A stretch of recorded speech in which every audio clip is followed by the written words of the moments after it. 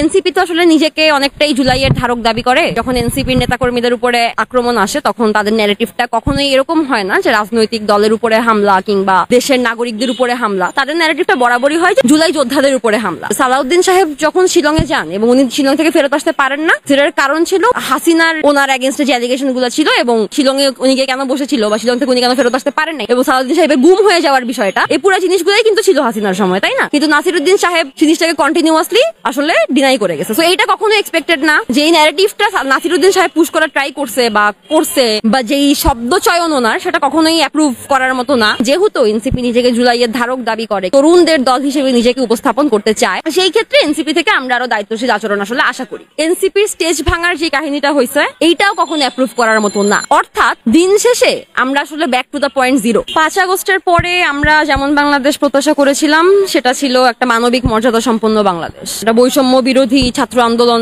আমাদের এখন কোনো বৈষম্য দেখার কথা না, আমাদের এখন একটা মানবিক মর্যাদা সম্পন্ন রাষ্ট্র দেখার কথা। এনসিপির ইতিহাস এখনো শুরুই হয়নি, এর মধ্যে তারা জিনিসটাকে অপরিষ্কার করে ফেলছে। বাকি রাজনৈতিক দল কারো ইতিহাসই আসলে পরিষ্কার না বাংলাদেশে।